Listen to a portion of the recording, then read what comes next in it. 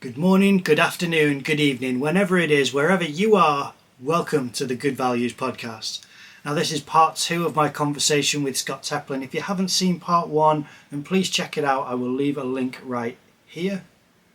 It's a fantastic episode, and there is more of that amazing conversation and artwork from Scott Teplin. So without further ado, here is part 2.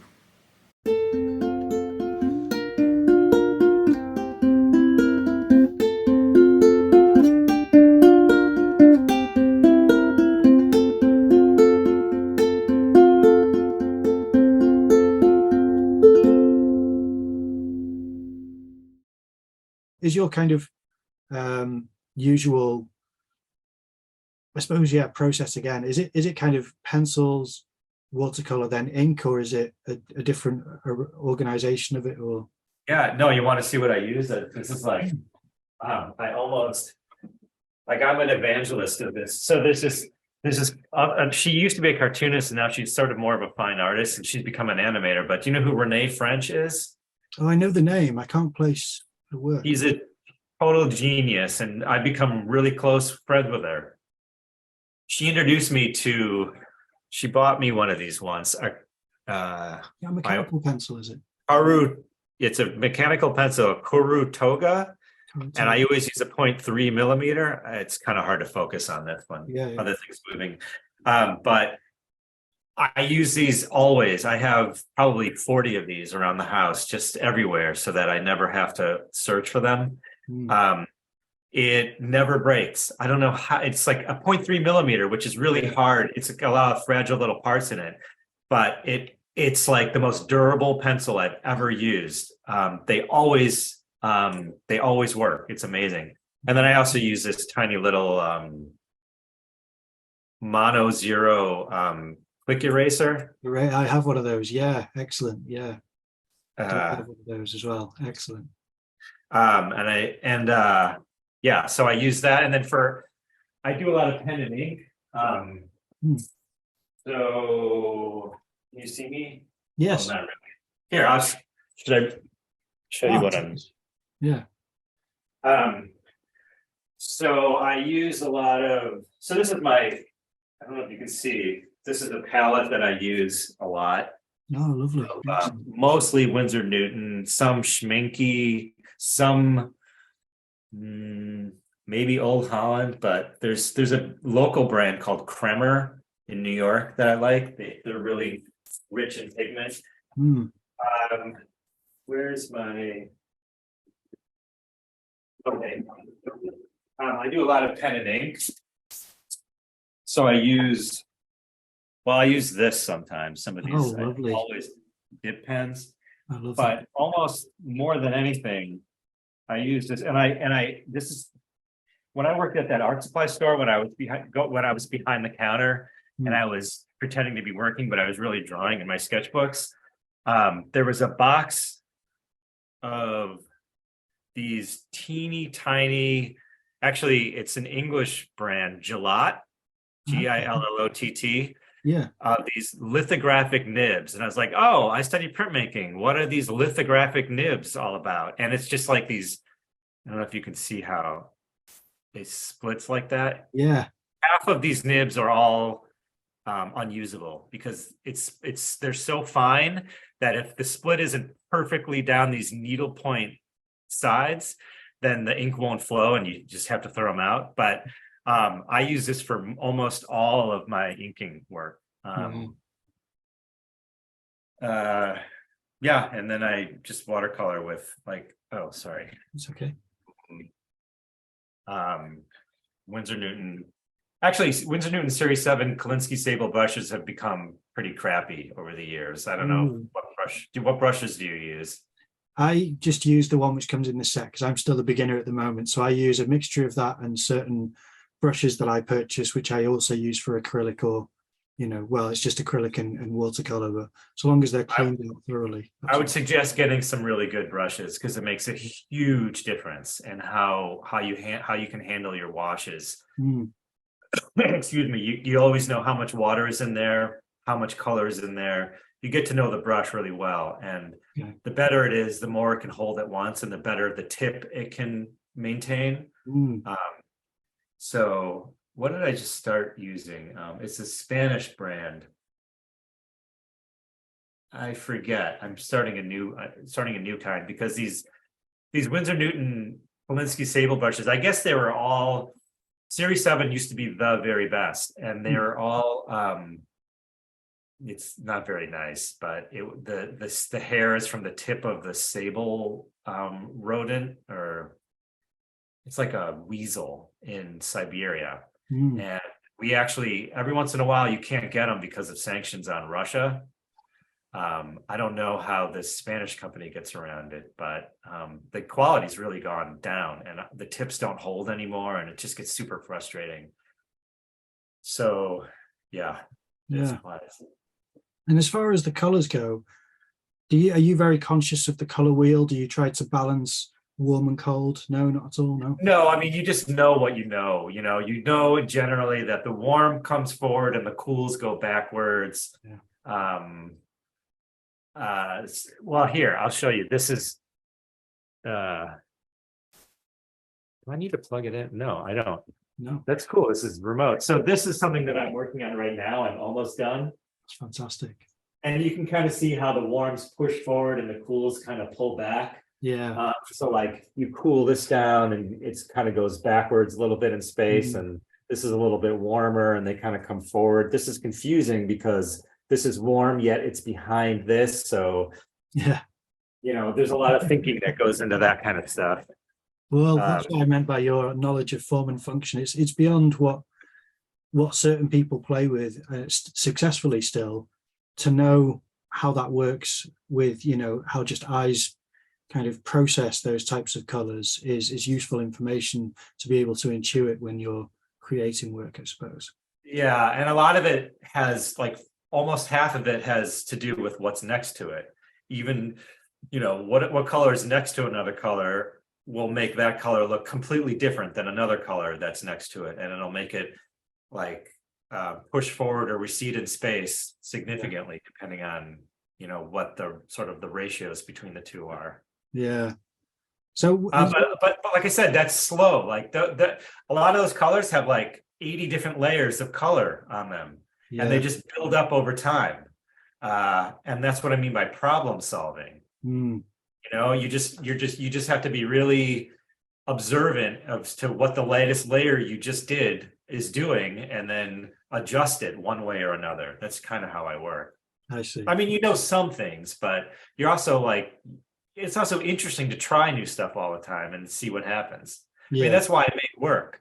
You want to know what it's going to look like if you make something, so you try making it, and then that work begets another thing, because you're like, I like how this worked. What would happen if I did it again but did this instead?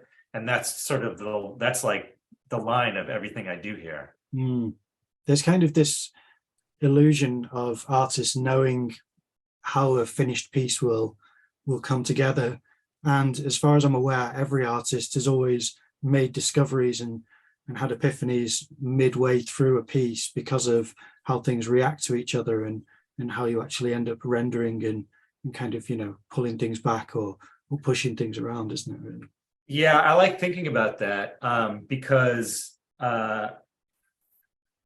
the way you work to keep your work somewhat consistent is you have a set of rules that you work with. You're going to use a certain pencil. You're going to use a certain line width. You're going to do a certain kind of cross hatching. So you have these sort of rules set up. And what's interesting to me is knowing when and how much to break those rules to make a new thing, because otherwise it's boring. Over time, I've sort of learned, like, I'm going to try breaking this rule this time to see, how different it's going to be and how it changes and what I can learn for the next one. Yeah, that's one of my favorite things about making stuff, is figuring out what rules to break and where that goes. You don't know what it's going to look like. You have a general idea. I mean, that drawing, I've drawn that watercolor. I've drawn that probably 5 times, that same drawing, just sort of figuring out what it can be and what it will look like.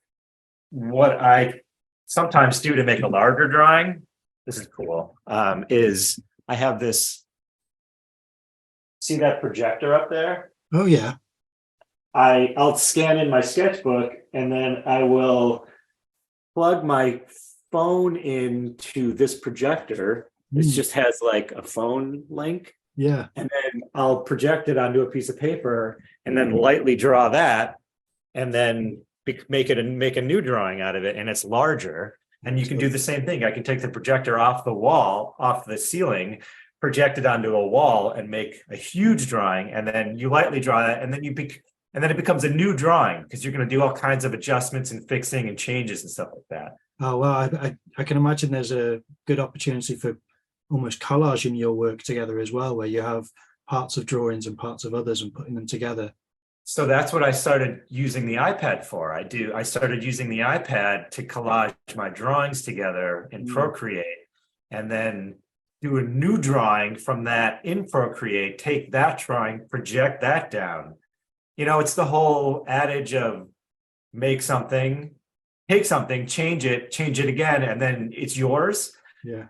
I like to draw something in my sketchbook. It's already mine. Change it again, and keep changing that one so that it's super mine. You know what I mean? And then it's like there's no question, but it's yours all along the way.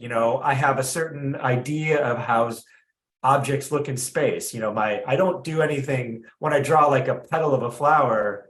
I don't like it to be flat. I like it to be obnoxiously dimensional because it's just fun and it looks. I tend to make everything look like organs, like internal bodily organs. I like that stuff, but I also don't want it to be too gross anymore like I used to. And so it's like a push and pull back and forth between botanical and intestinal and all that kind of stuff. And so that's why you keep doing the same thing over and over to change it and push it and pull it and stuff. Yeah. Well, there is almost the what we'd call sweets, but you'd say is kind of candy colors almost to some of the pieces. And it made me wonder whether anyone's ever approached you to make sculptures, because some of your work looks already like a 3D sculpture. Some of your posts on Instagram, I looked at thinking, has that been sculpted? And it's not. It's just your ability to use light and shadow to really push those values to the great effect that they have. Has that ever happened where someone's sculpted your work, or you've ever considered that? No, I mean, I used to make, I'm not going to go keep running and getting stuff, but I used to make, I have a series of donuts. Like I do a lot of like donut drawings. I've drawn hundreds and hundreds of different donuts. And I made hundreds of tiny little donut sculptures that all sort of resemble a certain part of the human anatomy. As you can imagine, maybe, but I'll leave that to your imagination. But I haven't gone much beyond that. I was looking recently, there's this kind of amazing artist named Killer Napkins. Have you ever heard of him? No, I haven't. He's more of an NFT artist and illustrator, but he's gotten really into, he does like fantastical like monsters and vinyl toys, which I think is neat, but I'm not really that into. He's super into them and he's amazing at it. Yeah. He bought a VR headset and he sculpts them in virtual reality now. He's an amazing draftsman, but he sculpts them in VR and then prints them, 3D prints them. So like I would love to consider doing that with some of my drawings. It's just like the barrier to entry into that is a little bit high, and I'm so busy with other stuff right now. But doesn't that sound amazing? Yeah, absolutely. Yeah, I love that. Both technologies are, very contemporary technology. Using VR to sculpt it, and then 3D printing it as the product is a fantastic use for both. I love that dichotomy of being an amazing draftsman with pen and ink and a dip pen, but also using the digital world to help with that process, like this projector that I have and my phone and Procreate, but going right back to having an end result of being something that you've made on paper. I think that's really cool. How have you found using digital tablet and stylus compared to something as beautifully tangible as the dip pen, which I always really enjoy because of how scratchy it is and how much the variance in the line is just so lovely. And then going to a tablet and stylus, how has that um, experience been for you? It took me a long time to figure it out. How I like or I'm willing to use it. I mean, I think the stylus, I use an iPad with the Apple Pencil, Mm, and it's fine. It's better than I also have when I animate, I use Wacom tablet. mm, I think that's what that is. yeah, And that's terrible for drawing. I can't look here and then have my hand over here. Where the yeah, tablet's better. And now that the tip of the pencil is pretty close to what's happening on the screen, it used to be like a few millimeters away, and it was mm, like yeah, too much disconnect for me. And the pressure sensitivity is okay once you figure out the pen in Procreate. Um, but it's a means to an end for me. It's like how to help figure out what I want to draw on paper, because nothing is as beautiful and seductive as ink on paper mm, ever. You know, one of my favorite things to do is we have the Metropolitan Museum here, and they have every few months in the hallway, you know, they have some of the best, most amazing etchings and drawings in the world, mm, um, at least within the United States, and they change it up every few months. yeah, And I like take my glasses off and I can look this close and I can see, for me, a line isn't a line. A line has an edge this side and an edge this side and a middle. And I love thinking about that when I make work in pen and ink and looking at others as well. Like mm, all like it's all a consideration for me. And it's less meaningful digitally. mm, Um, so as I said, it's more of a means to an end. It's how to get to where I want to go on paper, and figuring out how that tool can work for me. yeah. Yeah. You've also done a really nice job of satirizing certain political figures in your sketches. I've seen a fantastic Donald Trump where his tongue becomes the word lies above him, where it's just Oh, unraveling. You've also done the turtle Mitch McConnell and things yeah. like that. Is that something you've got a history of? Is saying this person is specifically problematic, so I'm going to satirize them, using my No, it's just me getting my feelings out. I just do that for fun. Yeah, I find I just am amused. I get amused by doing certain things, and I feel embarrassed often by doing that kind of stuff. But I try to remind myself, if you're embarrassed in what you draw, then you should probably do that and see where it goes. yeah. Um, but yeah, I don't do that stuff very often, and never professionally or anything like that. I mean, yeah, I maybe I think I have too big of an ego to think that what my own artwork is more what I want to do. Um, wow, I'm surprised you brought that up. No, it's understandable. It's just when I saw it on your accounts, I thought it could be a lovely sketchbook where you say, oh, I have, Kellyanne Conway and all kinds of people who've popped up in recent years who've just obviously put a spanner in the works of democracy or whatever. I think they have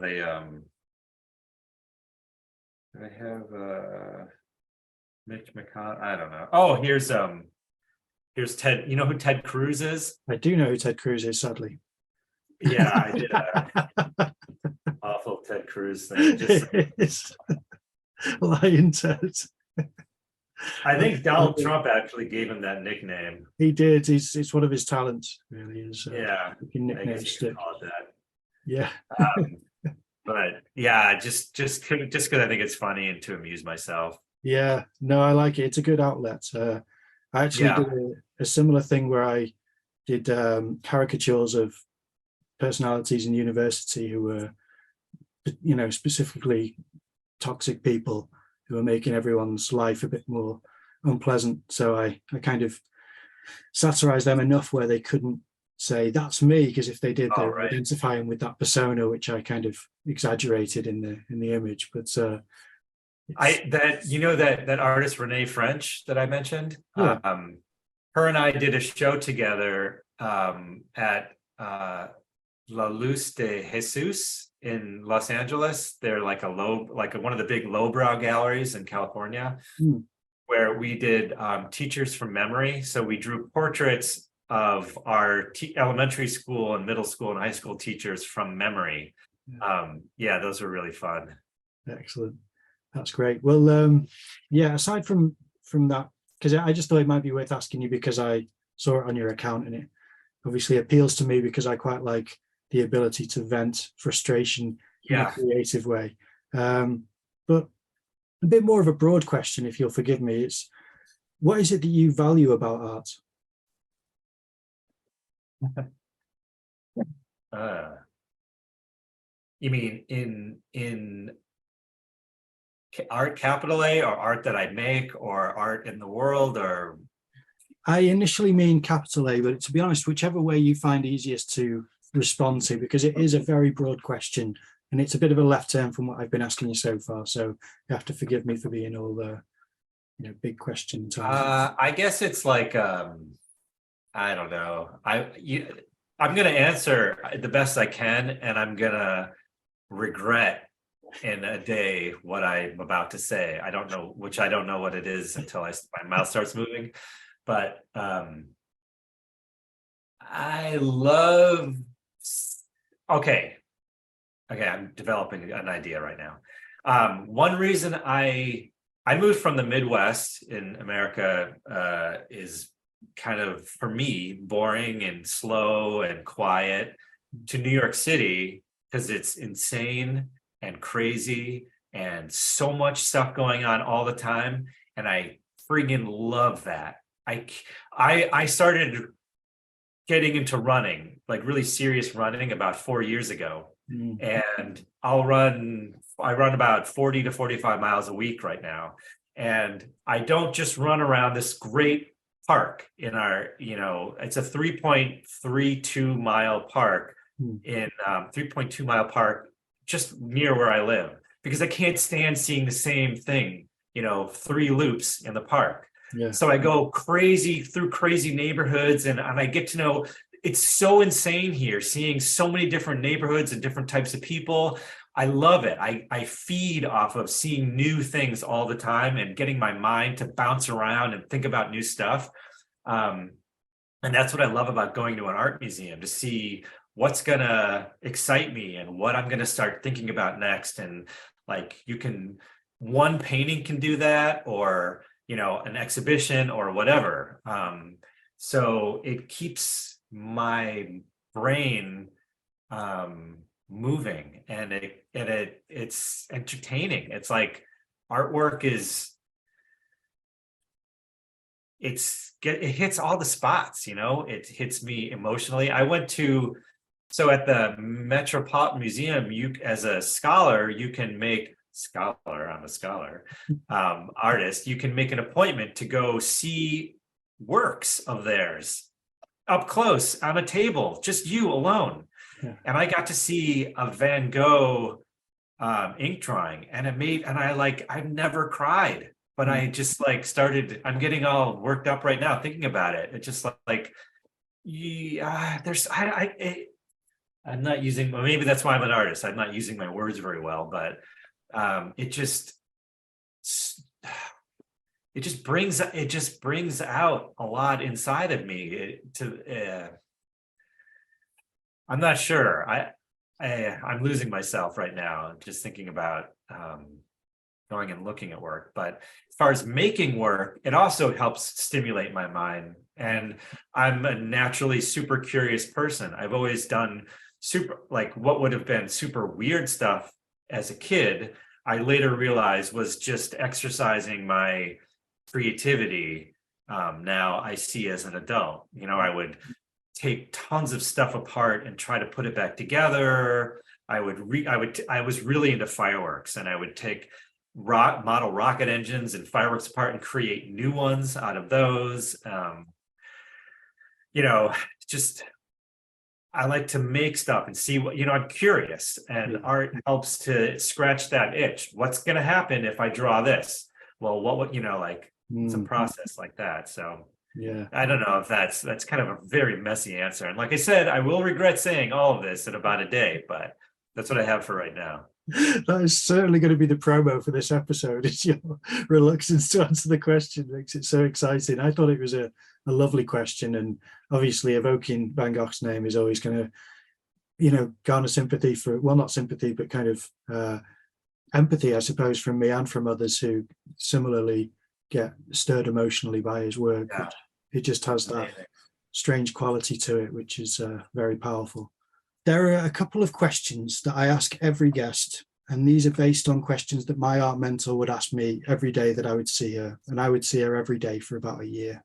And she would always ask me these questions because it's trying to train me to learn what's, I suppose, important for an artist to retain certain images and kind of evaluate what you remember from your day.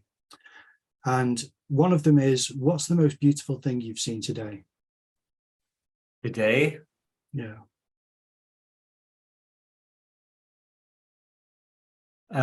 This is going to sound really corny, but my partner. That's lovely. A lot of people say it's going to sound corny, but it's true. That's lovely. Yeah. That's really I'm sweet. super in love with her. So No, that's yeah, fantastic. I feel really lucky to be with her. Yeah. No, that's beautiful. It's best to be honest with it. And I've had a lot of interesting variations to that, answers in I mean, Peter Draws, just to give a quick egg, Peter Draws, his was the kind of garbage truck, because I can relate to him on that. I love design and I Yeah. love things with big tubes and pipes coming out of them. So Yeah, I love drawing that stuff. yeah. The other question is a double barrel question, which she used to ask me about, because I'd always be drawing at her house and she would ask me these questions because her house was her studio. But I ask it broadly about someone's work as opposed to what you're working on right now, which is, what do you like and what don't you like about your own artwork? I do. What should I start with? I guess the bad news is usually the first, right? I don't like how I am so hesitant to draw the human form. I think one way to bring people, like I always had this sort of feeling that I was a little on the spectrum in that I tend to not gravitate toward artwork or make artwork that has humans in it or people in it. I do sometimes, and I do that because I force myself to do it because I know I have to. It's better to be okay at it, to understand it, and to be able to do it. But it's not natural to me, and I don't really want to do it a lot of the time. And like I said, when I go to a museum, I tend to look at the architecture or the objects or the landscapes or whatever, not necessarily at humans interacting or statues. But I will go to a museum to draw that stuff just to be better at it. Yeah. And I wish that it was more natural to me and that I wanted, because not only is it helps you understand everything. If you can understand the human form, which I can barely do, you can understand the ratios and the proportions and be able to do so many other things. But also more selfishly, I think that people tend to relate to other work that looks like them, where there's another person in the work. It's like a viewer can directly feel something right away, a gaze or whatever. And I do sort of, but maybe not as much as other people. And so yeah, I want my work to be liked more, and maybe that would help. So it's sort of the selfish side of that whole thing. What do I like about my work? Yeah. I guess I like that I feel like it's mine, that it's not, and I sort of got that way by just constantly working all the time, and just, it's the sketchbooks. Sometimes people would ask me, how did you develop your own style? And I don't understand that. I don't have a style. I just do what I do. And I do what I like. And it sort of looks like that to other people. But I feel like I own that, and that's my own thing. And we all have imposter syndrome, and we're insecure, and I'm, within our work. And I certainly have that, but not necessarily that my work looks like someone else's work. Because that would be I would be like, that would upset me a lot if I feel like my work looked a lot like another. I do get sometimes my comparison to Jeff Darrow, which is, he's amazing, and it's nothing, you know, Jeff Darrow. I don't know him actually. No. You probably do. He actually did all the storyboards for The Matrix. Oh, really? And but he's one of the most amazing. He has a comic out now called Shaolin Cowboy, which I love. It's the most senselessly violent, ridiculous comic artwork, but the level of detail, like the hyper, like inhuman amount of detail that he has, and he's so, talk about understanding the human form. He's so good, and I'm nothing like him, but I have heard sometimes people, because I sometimes do super hyper detailed stuff with tons of little pieces, I get compared to him. Regardless, I still feel like I'm pretty confident in my work is my own work, so I guess that's the good. Excellent. And you have your recent, I don't know if it's a recent thing, but I've heard your urine style clothing that you Yeah. So is this new? Is this a new thing that you've launched, or has it been quite a while that you've had this? I wish I had it out now, but no, I started Urine Style in like the late 80s when I was a teenager. I started sewing clothes. A friend of mine and I would make clothes for each other and force each other to wear ridiculous clothing. I was voted most outrageous dresser in my high school because I used to make my own clothes. And so, of course, his was European design and European, and mine was Urine Style. And I always sewn, but I just thought it'd be fun to sew I do a lot of outdoors stuff, and like some of the better clothes that last forever are Patagonia, but the label's obnoxious, and I have a lot of Patagonia stuff, you know, from some of them from 30 years ago. So I started, I thought, oh, I could bring back Urine Style by taking my Patagonia labels off and putting my own. That's why it's the size that it is. Yeah. That's brilliant. And so I started doing that, and I'm like, oh, I have a lot of friends from high school and college when I used to make clothes, and like I would sell hats. Yeah. I could just, you know, this is what they do now. You just like buy something and sew your label on.